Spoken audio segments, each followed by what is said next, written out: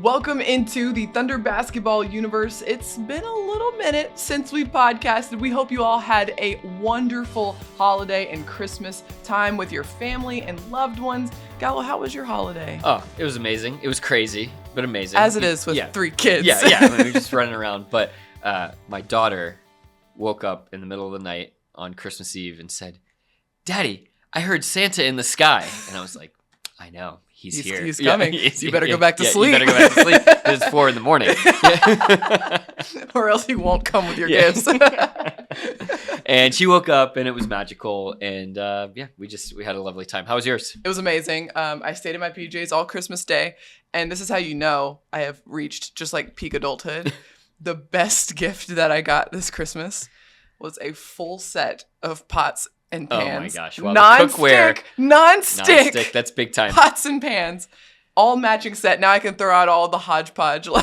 Paris, you're all grown up on us. Know. You came in here as a little 23-year-old, and now here look at me you now are with a getting matching all set of excited. pots and pans. Which I think was kind of a gift for my parents too, because they used all of that to cook Thanksgiving or Christmas dinner too. Nice. So it was a win-win for everybody. Yeah. So it was a really good holiday season here in the Thunder basketball universe for multiple reasons. The Thunder, since we last podcasted, had a 5-game holiday homestand.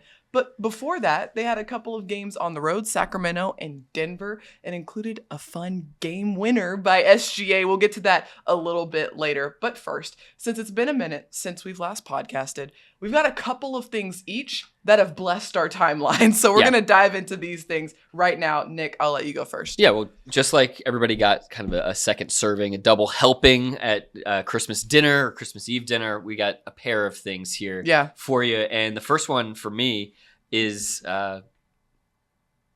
Homeland shopping sprees, Target shopping sprees. Yeah. There have been so many shopping sprees that these Thunder players have helped families go on here leading into the holidays. And I think some of this off the court stuff can sometimes get overshadowed by what happens on the court. Yeah. But as kind of a community pillar and leader, these opportunities, and you see some of the families and how they get impacted by all of this is just so heartwarming. And so we saw Jalen Williams, Jay Will, and Lou Dort each take families over to Homeland for a big shopping spree right before Christmas to make sure everybody had what they needed. And then the entire team went out to Target and worked with Grandparents Raising Grandchildren and that organization to make sure that the kids that got to go all had a chance to shop for something big and exciting, and the grandparents also who rarely ever get to shop for themselves, that they got a nice shopping spree too. That was such a special. First of all, that was the first time I got to experience this annual all-team shopping spree. I loved it. It was so cool. The kids and their excitement of being able to shop in Target with their favorite Thunder player, that was massive. But also seeing the just joy and disbelief on these grandparents' faces that, their kids are being taken care of, but also, oh, wait, I can shop for myself today? What? I can get what I want? I can go get myself a nice fleece blanket or, these folks were just getting whatever they wanted. And it was just, there was so much joy. And I think I came into it anticipating it to be a kind of chaotic, because it's a big store. You got all these guys who are, super tall, and, you got all these kids leading the charge with the carts. And I was like, okay, this might be we might have to play a zone defense here just to keep up with everybody.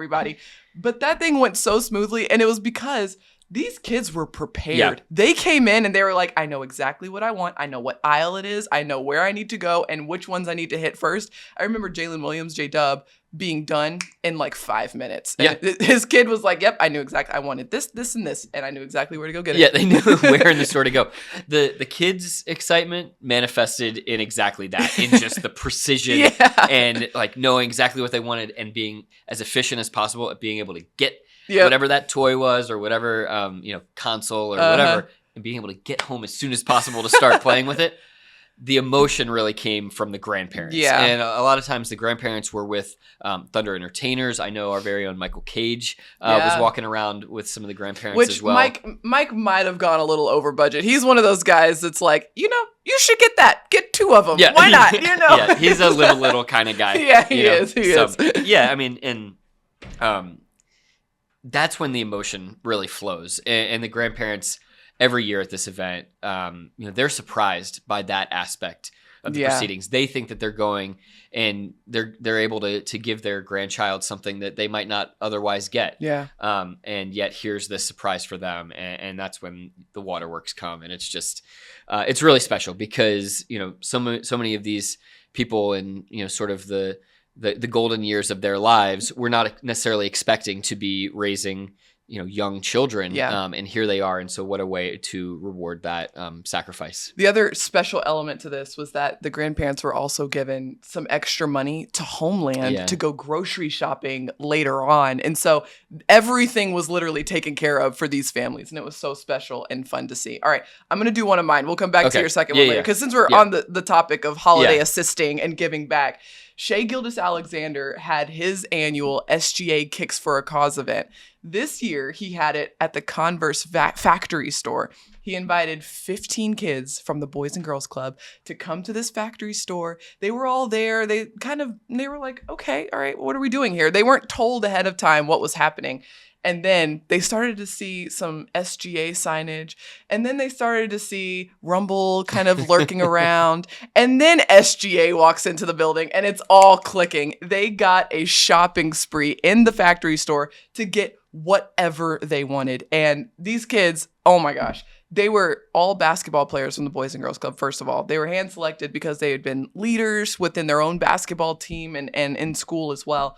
And Shai was so engaged. This is like Shai in his element, like on the court, Shai in his element, but also like Shai in fashion in his element, because he had a chance to go around this Converse store and help these kids pick out what they wanted. And these kids were like, what should I get? Like, what is like, what do you normally wear? You wear your like jeans. All right, I got you. Come this way. Yeah, go right over here. We'll get you hooked up. And he was helping reach, high shelves and stuff too. So it was so special and wholesome. These kids, I mean, all basketball players, they loved it. My favorite part of this event was that Paris put on a little disguise, put on a Boys and Girls Club shirt, and tried to get a shopping spree of her own as well. Yeah. No, Paris, you were there and kind of helped run the proceedings a little bit too. Bit, yeah. And like, what was that like to just see Shai, take over the store this way and captivate these kids who, I mean, what an opportunity to shop with a all-star MVP candidate type player and a guy who knows a thing or two about fashion too. Exactly. It was unbelievable because I've been to each of these Shai Kicks for a Cause events over the past few years, and each year Shai grows as a player. He grows in kind of people's knowledge and awareness of him. He's blossoming as, this bright star in the NBA. And so this year it was just like immediate. These kids have Shai listed as their favorite player. Like everybody that was there appreciated, loved, and was so excited that he was there. And the best part about it, I did like a little intro, like, welcome everybody, glad you're here. We've got Shai here. He's going to explain how everything's going down. And Shai got the mic and he was like, we're so happy you're here. You're going to get a shopping spree. If you have any questions at all, questions about basketball, questions about fashion, questions about what you need to get, I'm your guy. Don't hesitate. And he was just so open. And these kids, that's cool. I mean, some of them were a little intimidated still, like walking up to SGA, 6'6", he's this star. But he was so disarming and just, really, really engaged. And you could tell these kids really appreciated it. That's and so they went awesome. all out. Let me tell you, like Shai, it was so funny because he was like packing these. They each got like bags to put their stuff in, and Shai was like, "No, we're gonna start this over." Like this kid had like all this stuff kind of hodgepodge, like stacked in. He was like, Shai was like, "I used to stack groceries. I got this," and so he would take the shoes and stack them and get them all sorted. And these are the human moments and interactions that all of this is designed to do. It's not just the material stuff and just heaping gifts upon people. Like even at these Homeland events, it's J. Will just laughing with the kids as they're pushing the shopping cart around the entire time, or Lou just trying to keep up with the kids as they're like buzzing around him, trying to get more sweets into the cart, and the mom is trying to get more like healthy food in the cart. And it's like all this stuff in what you're describing with Shai is like those are the types of things that they're going to remember more about that experience than what shoes necessarily they brought home. Exactly. They're going to grow out of those shoes at some point, but they will never grow out of that memory. And they asked Shea all kinds of questions about the NBA and everything. And so these kids who play basketball, who want to grow up being like Shea, they got a memory of a lifetime that day. All right, Nick, I think you've got another Bless Your Timeline. Yeah, right. And this one happened last night here at Paycom Center. We're recording just after the Thunder beat the New York Knicks last night to cap that back-to-back and this 5-game homestand. We're getting ready to fly out to Denver in just a couple minutes here. But at the end of the game, J-Dub just went off. 17-point fourth quarter to really help seal this game. And as J-Dub came over to do his walk-off interview, I hit him with this question about how it felt to hit that trailing three-pointer to put OKC up 10 during this crucial stretch late in the fourth quarter. And then all of a sudden, the waterworks happened. And it was not tears. It was Chet Holmgren coming over and dumping a bunch of water kind of right in J-Dub's face, actually. No, immediately. On his head, water went everywhere. Yeah. But then he was so nice because he came back with a towel after that. Chet, you're going to Chet give and take. He's gonna take a bunch of water and dump it all over your head, and then he's going to bring you a nice towel and give you something to dry off. It's like a Sour Patch Kid. Like first they're sour, then they're sweet. Exactly. J-Dub was like, dang, just got my braids redone, man. That's rough. That's rough. That was so fun. I mean, I'm curious to know how many times you've gotten drenched with water in one of these walk-off interviews. It had to have been. We're certainly into double figures now. I'm How long have you been doing this now? I'm not sure we're into dozens yet, but over half decade, 6 years now, 7 years of doing this. It's they're starting to add up. They're starting to add up, especially with this group in particular. I mean, the milestones, the career highs, the game winners, all of those moments are certainly waterworks worthy. And I mean that sequence that J-Dub had in the fourth quarter, let alone the start of the game, and we talked about this last night, like 7 straight points for the Thunder to start that game at all 3 levels of the floor. Yeah. That was the way that Dub was attacking, and I thought it was really fitting that it was Chet that was the guy that dumped water on him, because those two in combination at the start of that fourth quarter, when New York was really trying to switch everything defensively, those two guys played pick and pop for much of that fourth quarter before Shea checked in. And OKC just kept getting good look after good look after good look. The Thunder only turned the ball over 4 times all game. And when a team's switching on you, that really baits you into trying to play isolation and go one-on-one. And that can often lead to turnovers. Not for the Thunder in this game. They worked that pick and pop, and J-Dub forced a big like Taj Gibson to try to defend him off the bounce. And then force a guy like Josh Hart, who's given up, probably 6, 7, 8 inches on Chet Holmgren to try to contest those jump shots. Like, good luck both ways. Best of luck to you. Yeah, pick your poison there. Yeah. And J-Dub finished with a career high, 36 points. And he was so incredibly efficient with the way that he was able to score. I mean, at some point, Nick, you had, that was a different tweet. It was Shea had was it Shea or Dub who had 19 points on 9 I believe that was Shea. That was Shea. Okay, I'm getting them mixed up. But Dub was extremely efficient as well. It's just one of those deals that both of those guys, and when they're both kind of cooking like that, it's really hard to deal with them. J-Dub finished with a 36 on 17 shot attempts, 13 of 7. 5 of 5 from 3, which is a career high, and made 3s for him as well. And he was getting to the free throw line literally any way that you can put points on the board. J-Dub did that against the Knicks. He was scoring at all 3 levels, also getting to the free throw line and getting points off turnovers. I mean, really generating a lot of different points and all doing it within the flow of the offense, which is something that Coach Daigneault has recently given him a lot of credit for, is that against the Timberwolves, he shot the ball really well there as well, and knocked down 4 threes, I believe, in that game. And he had an opportunity in that game. He had an open look.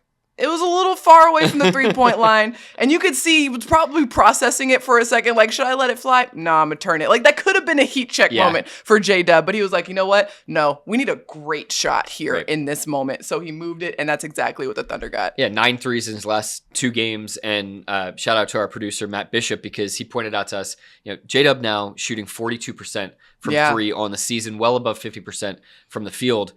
This is a guy with his ability to attack the rim, get into the lane, hit those mid-range jumpers. If he is going to be a 40% 3-point shooter too, I mean, watch out. Yeah. That is, at some point you become unguardable if you have that level of scoring ability at all, all facets of the game. Yeah. That was such a great moment and definitely deserved a little post-game shower there from Chet Holmgren. All right, here is my final Bless Your Timeline. And it's really kind of a two-parter. Yeah. Because the umbrella is special guests inside of Paycom Center over this 5-game homestand. There have been a couple surprises. Yeah. The first one was Case and Wallace had some wonderful visitors, and it was the entire boys basketball team from Richardson High School, which is his alma mater back in Texas, right outside of Dallas, and his old coach, all the players, they came, and they got to take pictures post-game with Kaysen, and then Kaysen gave them all a brand new pair of shoes.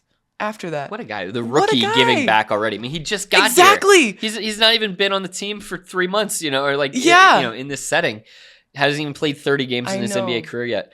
And this is the second time that the Richardson High School team has gotten to see him play, which is really cool. They saw that amazing victory by the Thunder down in Dallas, where it was like that wacky game. OKC was up massive. Dallas comes storming all the way back on the 30-0 run, and then the Thunder finishes it out somehow with a wild flurry at the end. So to see the 2 games that they got to see was really remarkable. And then Kaysen, I remember in our media day interview, Kaysen talking about just how much like his neighborhood of Hamilton Park, Texas means to him. And he was like, it's really important to me to motivate and inspire the kids that are coming up behind me. So I've got some things up my sleeve. Like he said that in media day. He was like, I got some things that I'm working on. I won't tell you. And I was like, okay, all right. Well, I'll keep an eye out. I think this was one of the things that he had up his sleeve. Kaysen Wallace. I mean, he just really, they don't make a lot of them like Kaysen Wallace, just the ability to think as a professional at such a young age. I mean, the guy's not even 20 years old. I know. And he's benefited from that close proximity to Dallas already twice this season.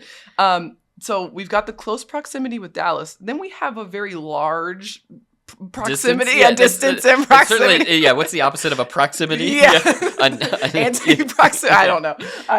But so the other big special guest that was a surprise to all of us, I think, inside of Paycom Center, sitting courtside for the Thunder's game against, was it the Timberwolves or was it the Lakers? I believe the Lakers. The Lakers, Vinicius Jr.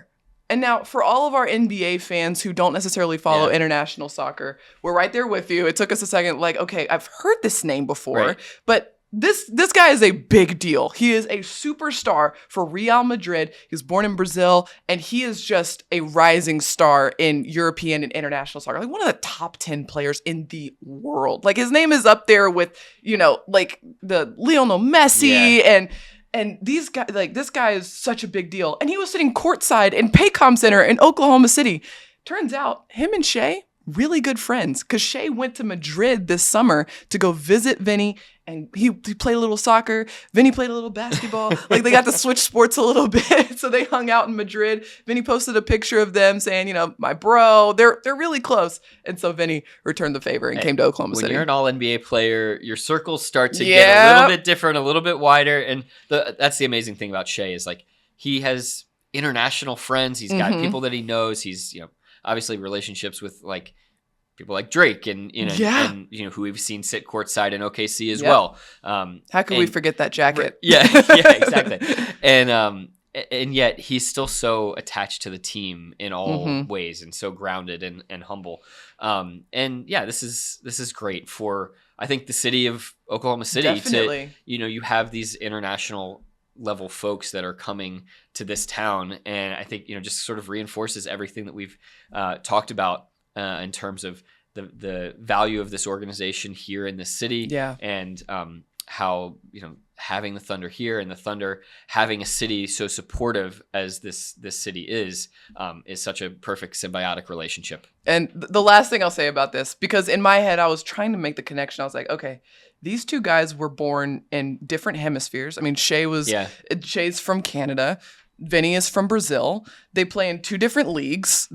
One plays international soccer, one plays in the NBA, and they play on different continents, Europe and here in the United States. And I was like, where's the crossover here? Like, how does this happen? What was the connection? Well, it turns out, I mean, like, if you look at it on the surface, like, there's not much of a connection. But if you go a little bit deeper, and I did this because I needed to do a little bit of a deep dive on Vinny Jr., if you watch Vinny Jr. play and you hear kind of what the pundits internationally are saying about him, They say a lot of the similar things that, people say about Shai Gilgeous-Alexander. Super crafty, a great facilitator, and he was one of the leaders in assisted goals in the NBA, in Real Madrid in the EuroLeague. And so he's very crafty, hard to defend, hard to contain, and then you also peel it back a little bit more, and they both are very fashionable athletes as well. Probably the fashion world is maybe where they cross paths, but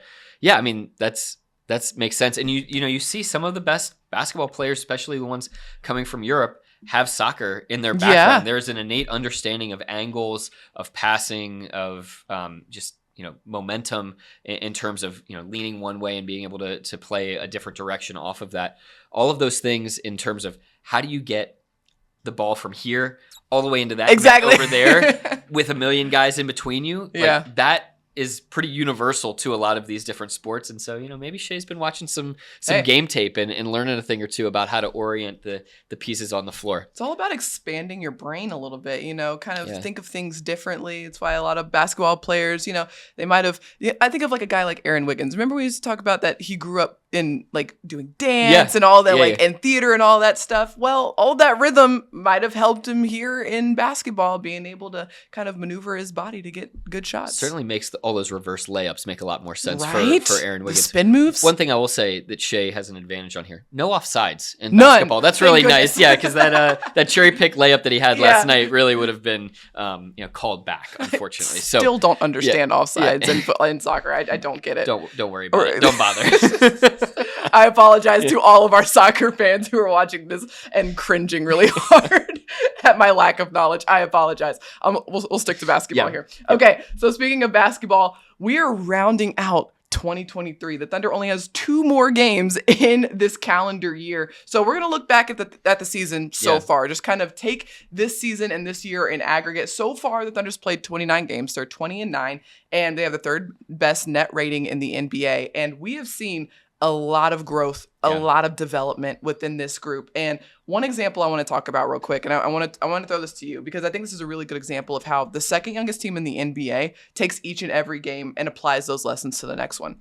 So the Thunder just defeated Minnesota 2 games ago, December 26th. Yeah. Runaway victory, 23-point win against the number 1 team in the Western Conference, the team with the best defensive rating in the NBA. And the Thunder handily scored 129 points in that game.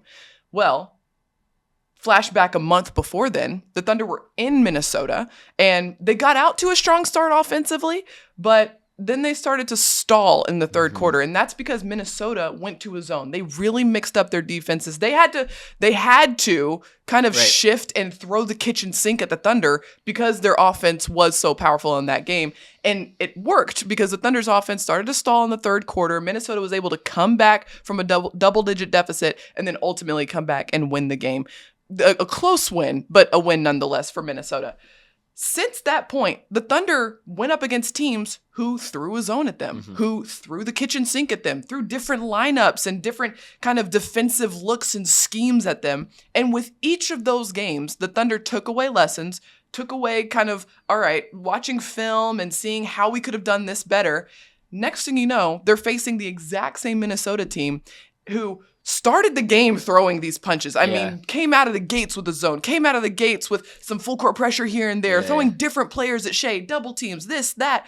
And the Thunder's offense, smooth sailing, did not get rattled at all for the entire 48 minutes. And almost didn't even play a different style or tenor the entire game either. That was what was most impressive, is that you didn't even see any ripples in the pond in terms of how the Thunder executed offensively throughout that entire 48 minutes. It was like possession after possession looked the same, but had different outcomes, if that makes sense. The style was consistent, but the product each time was just based on who happened to be open, what the defense was giving up. And so the Thunder being able to stay locked in and focused on having the right types of attacks based on what the coverages were was so cool to see, just the locked in, focused discipline, especially, coming out of a Christmas holiday where you had 2 days off, you're at home in the midst of this 5-game homestand.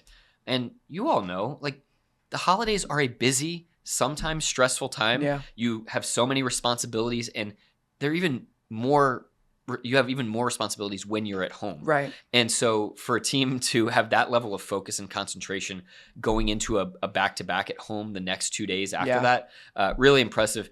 But Kenrich Williams told me the morning of the Minnesota game, he said, we feel way more prepared to go up against this Minnesota team now, having seen big squads like the Lakers and Denver in previous matchups. Like, those were formative experiences for the Thunder. And I think in a bigger picture standpoint, a great lesson that you all can take away about this Thunder team is like, they can be adaptive learners. Yeah. They don't have to put their hand on the fire of the stove to learn that it's hot over and over again. They can do that one time, and then they can see that hot stove again and be like, I recognize it. We're not doing that again. I'm not going to touch that again. Not going to do that. And they can see how a team is going to defend them, like the Lakers, who have great size and length, or Denver, who has great size and length. And they can recognize, okay, this is an applicable learning experience that we can utilize against other teams with similar archetypes. Right. Mark Daigneault uses that term archetype a lot to speak to individual players, right? So a guy like Damian Lillard, who has a high pickup point. Well, there's other guys in this league who are like that too, a Steph Curry, Jalen Brunson, that you can't really go under screens on. Right. You got to play those guys a little bit differently. Well, there are archetypes for teams as well. And so the Thunder being able to learn off of some of those previous games and not have to get into a home and home series. Right. In years past, we saw that the Thunder would do better when they had these little baseball series in the second game of those series. Well, now it can be a month apart. Yeah. And they've used the lessons in between to do a better job. And mind you, we're only 29 games into the season. Yeah. And so there's still a lot of season left to be played and a lot of lessons still to be learned. But it's really encouraging to see the growth and the rate of learning from this young Thunder team and rookies, guys like Chet Holmgren and Cason Wallace, who are starting their NBA careers. I mean, literally only played 29 games in their NBA career, and their rate of learning early on, really impressive. And so for this Thunder group as a whole, we're seeing all of these lessons start to stack up. And this is something that Coach Daigneault talks about all the time: stacking possessions, stacking games, stacking days, stacking weeks. Like they're just placing bricks on top of one another. They're laying a really strong foundation and making sure that nothing is wasted. No experiences, no time on the court, nothing is wasted. And so far, we've seen some really strong foundations being built so far. A lot still to learn, but some really encouraging signs early. Yeah, and we've talked mostly about offense, how to attack New York when they're switching, how to attack Minnesota when they go zone. But in that back-to-back set that we just saw, and leading up to that as well, if you take out that Lakers game, the Thunder's defense has just been absolutely impossible to deal with. 42 combined turnovers they forced against Minnesota in New York. And that's not even something that the Thunder is setting out to do. It's a natural byproduct of how this team plays. And they're so disruptive. The steals, the forced turnovers, the points off turnovers.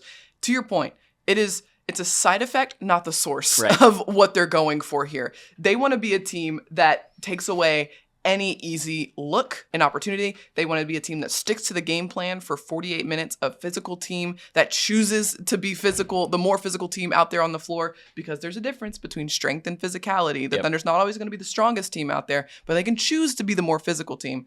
And they want to be a team that is active. And so for me, these last 5 games have been activity games, just on both ends of the floor. Particularly defensively. These guys are flying all over the place. I mean, like, literally, Minnesota, we talked about this in the walk-off. You need to watch our walk-off, or walkout, sorry. Yeah, walkout. Our walkout videos on Twitter, because we were talking about how Minnesota seemed like they were just swatting flies the entire game, because the Thunder just buzzing around these guys, just swarming Karl Anthony Towns every time he gets the ball, just swiping in on Rudy Gobert when he's trying to post up one of the Thunder players. And that activity, because the Thunder has so much length on its roster, guys like Shai Gilgeous-Alexander, super long arms, J-Dub, 7'2" wingspan, that is super effective when you're going up against these opponents. And the Thunder doing a really good job of utilizing that length with its activity. Yeah, and sometimes when you think about teams flying around, the image that gets put in your head is like scrambling wildly to recover from getting beaten, and then you're kind of chasing the play.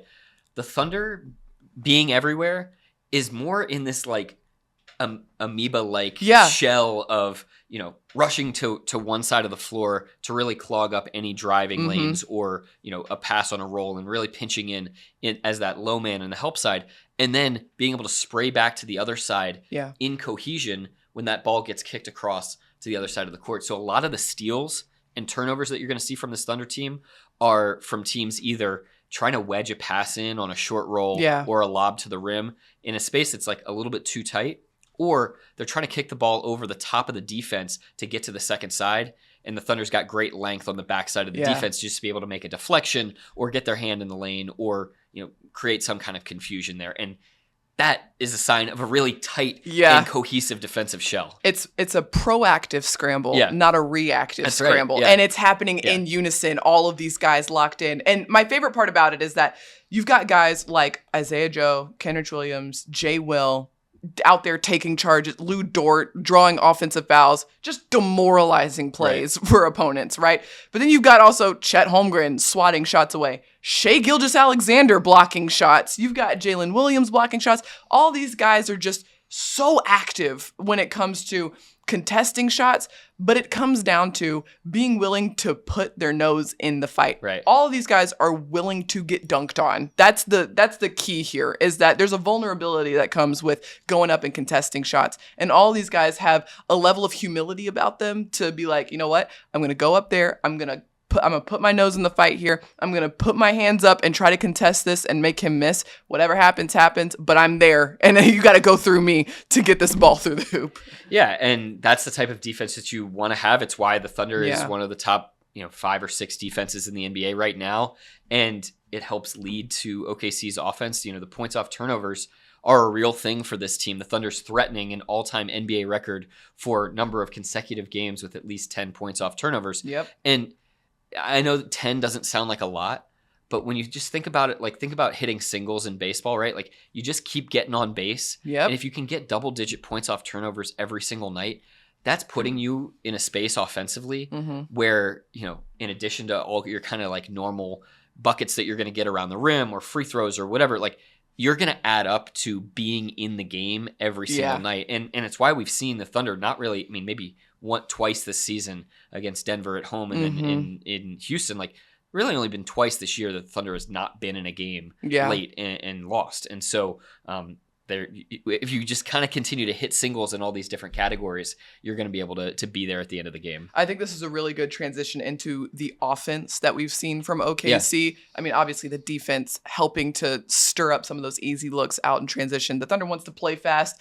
Starting defensively, that's how you play fast and get out on the break. But their style of play, I think, has been really consistent, especially over these last couple of months here, as they've gotten the ball rolling really and laid a really strong foundation about how they want to play as a team. And it starts with their ability to get into the paint. Something that every team in the NBA knows that this group wants to do, but the Thunder's still able to do it. And they do it in so many different ways, right? It's the drives. They have about 60 drives per game. That's more than any team in the NBA by kind of quite a bit. And Shai leads, I think, the league in drives by at least 3 or 4 more than everybody else. I think he's up at about 23 or 24 drives a game. Yeah. He is in the paint almost every possession in some way, shape, or form. But then the Thunder is doing it through cutting as well. Yeah. And all 5 spots on the floor can cut. It is orchestrated. There are cues about when to cut. If your guy is driving and you're in the short side, if you're a 3-point shooter, sometimes you're going to stay. Sometimes you're going to dive baseline. Yeah. And you're going to be ready for that drop off pass. Sometimes if you're in the opposite side corner, you're going to dive baseline. If that drive is coming in from the baseline, you're in the opposite wing. You're coming in on a back cut that way. And we see Chet Holmgren cut. 7-footers cutting. And that type of unexpected action is what's putting some of these opposing teams into all sorts of binds. If you're going to be singeing Rudy Gobert's earlobe with a pass on a back cut, that's just not a position that Gobert is typically used to being in. He's used to being either a help side shot blocker or a guy sitting back and drop, hanging around the rim. He's not used to having to deal with a guy at the 3-point line cutting back behind his head for a layup. And so it's so exciting to watch this team rack up assists via the drive and via these back cuts too. It puts teams in such a dilemma. They have to choose, okay, Shai Gilgeous-Alexander is getting into the lane. using his wizardry to find ways to get 2 feet into the paint each and every time. Are we going to commit bodies to try to cut him off and not allow him to get to the rim? Or are we going to stay put on these 3-point shooters who have been knocking down shots for the last few games and let them fire it off from 3? Well, the last 2 games, those teams have chosen to clog the paint. Right. And the Thunder have taken advantage of that. Again, reading, reacting, putting themselves in a position to just respond to and take what the defense is giving them. Shea gets into the paint, fires it out behind the 3-point line. Isaiah Joe 3. Shea gets into the paint, kicks it out to Lou Dort, knocks down another 3-pointer. Shea gets into the lane, kicks it out to Jalen Williams. It's the same thing over and over again, but different. It's the same action in different ways. And it's beautiful to watch because now the Thunder over the past couple of games really knocking down a lot of threes. Yep. It's been a lot of different guys, but they've been shooting the ball incredibly well. So now we might start to see teams try to take away that 3-point shot. What does that open up? The paint. Shea footworking you to death. I mean, exactly. I was just about to say this. Is like on the rare times that opponents have not clogged the paint, Shea just goes to work on people. I mean, the ability that he has to keep a pivot foot is absolutely unbelievable. That play against Gobert, I don't know if you remember this, but I have no idea how one of his legs was in cement in the ground and the other one was flapping around wildly to be able to get to the angle on the up and under to get to the layup. It's just fascinating stuff. And what's so cool about Shea is like that is honed, practiced, thought about, and then in the game, totally reactive. Yeah. And back to just the way that he's able to finish. I mean, it seems like every type of layup under the sun, he has a total feel for. Yeah. None of it ever looks like, oh, wow, he's kind of flinging that up there. Yeah. It looks more like, okay, he's got his hand under the ball exactly the way that he wants it to, or he's got it on the side of his hand the way that he wants it to, and he's flipping this in from an angle that he's tried to flip it in before. And finishing through contact. I mean, literally any way possible that you could finish a layup, Shea has a way to do it. And I'm sure there's even more that we haven't even seen yet. And so I'm really excited for these next, 50-something games we have on the schedule because it's been really fun to watch. One last thing about the offense here, because I think it's worth mentioning. OKC's assist-to-turnover ratio so far this season, they are 6th in the league, around 2 to 1 assist-to-turnover ratio. Really impressive by the second youngest team in the NBA. We just mentioned they had 4, just 4. You can count them on less than one hand how many turnovers they had against the New York Knicks last night. Well, that's kind of been a theme for them throughout the season. They've been really good about taking care of the ball. And I think it goes back to, again, this is a symptom. They don't go around talking about, hey, we have to take care of the ball. Hey, don't turn the ball over. Hey, Shea, you've got 3 turnovers. Come over here. No, that's not happening. There's antithetical to how they talk. It's like they're not really that concerned with them. But to your point, it's a byproduct of what they're doing. Exactly. Yeah. And I think it's a source of generating critical thinkers out there on the floor who are making really sharp and smart and the right decision out there, making the simple pass if it's needed, just rotating the ball to keep finding the open look out there on the floor rather than trying to, thread the needle. And we see that often. Guys can do that. But rather than trying to make a heroic pass or, play on each and every possession, they're out here, like you said, hitting singles most of the time. It's also a player development story. And there's 2 guys in particular that I want to point out. And one is Lou Dort. The tightening of his game all around to be more efficient is one of the most massive stories of this season. I mean, the guy is shooting above 40% from 3, taking all of the right shots right now, even though he's had, some hills and valleys like any player is going to have in terms of that efficiency. The style of play, according to Mark Daigneault, has remained consistent throughout. And one of those aspects is the decision-making. Not jamming the ball into the lane on drives that really have nowhere to go, but instead, making prudent drives, attacking off of closeouts in steady, balanced situations. That has certainly been a factor in terms of limiting the turnovers. And then the other guy that I really want to call out is Chet Holmgren. And this is there's a little back and forth that our very own Royce Young and I had on Twitter yesterday about this spin move that Chet's got going. And if you looked at it back in Summer League, a lot looser when he would get to that elbow, try to spin into the lane. Guys were able to come over and crash on the help side and come grab that ball. We actually saw Josh Giddey go through the exact same thing last season where he had to really tighten up how he was going to use that spin move once he got in the lane. Chet was able to recognize some of the issues that he was having in Summer League, address that with that spin move over the Yeah. course of the 2 or 3 months before the start of the season.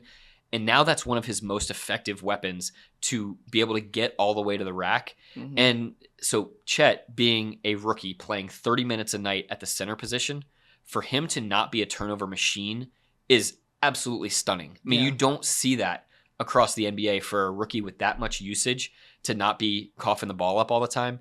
And the reason is great player development, intense focus. Yep. And as Mark Daigneault says, he is, inexhaustible, Chet, in terms of his willingness to dive into the game Yeah. and figure out how to be better. He's always asking questions. A true basketball junkie. Just always has a basketball in his hands. Just is willing to talk about basketball.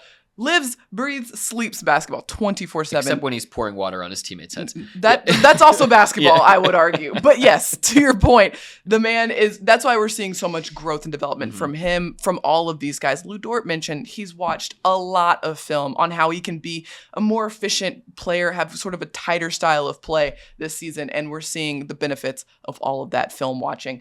All right, we've mentioned it. There's still a lot of season left to be played, So much. if you can imagine. I mean, Yeah. we've played 29 games. We've been playing basketball for about 3 months now, and there's still much more. We're not even halfway. We're about a third of the way through the season. So let's look ahead really quick to 2024. The first thing I want to mention here, the Thunder's going to get its road badge here in January. A couple of You're numbers. not going to see us in the studio for a very long time. It's going to be a little while. So we apologize in advance. But just a couple of numbers to just help you understand what OKC is going to be going through in January. In 31 days, the Thunder has 17 games. They have 5 back-to-backs. I'm just going to let that settle in for a second. 5 back-to-backs in the month of January alone. 11 games on the road. That means they have 6 games at home, but 4 of those are back-to-backs. They're either coming from a place or going to a place the day before or the day after that at home. I'm just going to have my suitcase out and ready. I'm going to dump everything that was in there and throw it in the laundry, Yeah. take it all back out and put it right back in the suitcase. I'll fold it whenever we get to wherever we get to. Goodness gracious. And this is going to be a really good test for this team because up to this point, they've only played 3 back-to-backs. Yeah. And the Thunder's 3-0 in those back-to-backs. But having to do that when you've been on the road playing relentlessly, game after game is truly an onslaught of games in January. That's going to be a different test. Yeah, and there's a human element to all of this too. I mean, the travel, there's a reason why teams have better home records than road records. It's just a fact of life in the NBA that when you travel, it's harder on your sleep and on your body and on your ability to like focus and be present, and you don't have all of your creature comforts that you have at your home practice facility, and you don't have your family and your friends around, and in terms of all of that support and everything. So this is going to be a massive challenge for the Thunder in this upcoming month, and the Thunder completely embraces that. I mean, this is something that if you're a team that's trying to get to where the Thunder wants to get to over the course of this next stretch of years, while these guys are kind of still in their pre-prime, heading into the prime years of their careers, like these are the formative experiences to test. All right, how much how much can we push these guys? How much depth do we have? How can we reorient things if guys have bumps and bruises? What are some different ways that we can play if we don't have certain guys for 35 minutes a night tonight? This is going to be such a great proving ground, and a great hey, we need all 18 guys to be effective and to be able to just be a part of the system. We've seen that the last couple of weeks. Trey Mann in the rotation last night, Vasa Micic in the rotation, Davis Bertans. Davis Bertans. You can't even say in the rotation, just ready to be inserted into the microwave and to knock down a shot in how many seconds was it? It was 20 seconds. Okay, yeah. And at the end of each quarter, he was literally last possession of each quarter, less than a minute left, 47 seconds, Davis, get in the game. Yeah. 26 seconds, Davis, come on, man, get in the game. I love sitting where I sit at home, which is right at the scorer's table next to Chris Fisher and Michael Cage. You can see me, can't you? Yeah, I can see you. And so here's the sequence of events that happens that it just anytime that this is happening now, you're going to be watching for this. Mark, if it's the end of a quarter and the Thunder looks like they're going to have the last shot of the quarter and there's a dead ball, Mark will be standing kind of right in front of Chris and Michael and I at the scorer's table. And he'll turn and he'll go, Davis! And Davis, who's for some reason always sitting at the very end of the bench, comes sprinting down the sideline. I mean, it is such a great sprint that he does, sprinting down to the sideline. And it's almost like he doesn't even stop at the scorer's table. He just kind of like sheds his warm-ups as he's running, and he's into the game. And he doesn't really even stop then. He's like right into the inbounds pass. He's running into, and he's suddenly just curling into a jump shot. But there's this little moment between all of that where I track Davis, and then I look across the court to Paris, and I'm making sure that Paris knows that Davis is in the game so she can get the stopwatch out. Start the timer.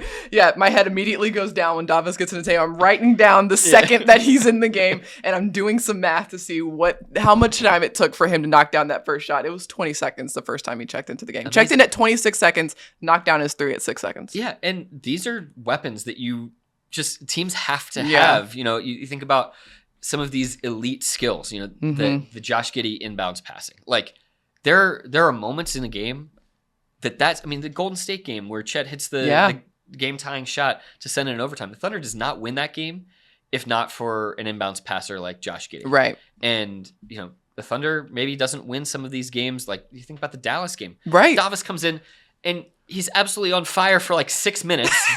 And what did he score? 15 points on 3 shots? Just something ridiculous. Yeah. Yes. Yeah. That's it. You don't win. And that's the difference in a long season. You know, that's 2 wins right there.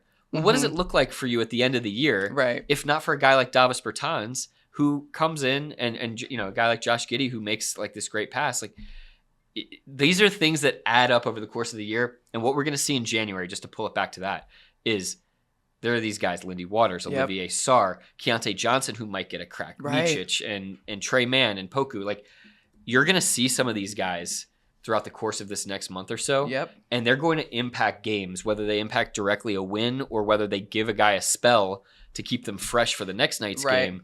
That is going to impact the long-term winning for this team this season and the overall development of the group. Yep. So that by the end of the year, this team is the best that it can possibly be. And it's just it helps when you have a guy like Davis. I wonder if it's strategic when he comes off the bench, just don't stop moving. Like, I wonder if that's part of him, like, warming up, you know, like getting himself ready, warming up a little. Because he's got to come into the game and immediately knock down a shot. He's like, all right, as soon as he calls my name, like, nonstop. He's got to get the blood pumping to his hands, you know? He's got to sprint to the scorer's table. He's been sitting there for the last hour, you know? He's got to get things moving. I bet you that's strategic, if I had to guess. that Davis is so smart. He really is. Do you know the other thing happening in January? Please tell me, because I didn't know that we could possibly pack anything more into this month. There's a lot of 3-for-1 voting days. Oh, nice. Okay. Yeah, see what I did there? You see what I did there? So All-Star voting is now live through January 20th, and you can vote every single day for your NBA All-Stars. And the Thunder has several guys that you could certainly add to your ballot. So all you have to do is go to okcthunder.com/vote, or you can go to the Thunder mobile app and cast your ballot. The next 3-for-1 voting day, January 1st. It's easy to remember because it's New Year's Day. So be sure to vote Thunder on that day. Don't forget. Yeah, you wake up. You don't have to go to work that day. Nope. First thing you do, get that app out and just, Thunder. Vote Thunder and vote as often as you possibly can. And keep an eye out for those 3-for-1 voting days, because that's when your one vote counts 3 times. So be sure to keep those on the calendar. All right, speaking of the calendar, let's look at what's coming up for the Thunder. Like we mentioned, we're going to get on the plane here in about 45 minutes. Oh, yeah, we got to go. Go. So the Thunder heading out to Denver for a quick 1-game road trip, taking on the Nuggets, who the last time the Thunder was on the road, it was in Denver, taking on the defending champion Denver Nuggets. And that was an incredible game. Oh, my gosh. We got a Shai Gilgeous-Alexander buzzer beater in that one. If you've watched any Thunder content around that game, you've heard me make this point, but I can't stop thinking about it because it's just so cool. The setup that Shai had on that game winner was so incredible. I know that he says that he didn't think about it. It's all just innate. It's just a product of him playing one-on-one over the course of his career and life and childhood or whatever. But he comes zooming into the front court right after midcourt line, and then he just stops on a dime. And he gets his defender just to rise up out of it and just relax for a half of a millisecond.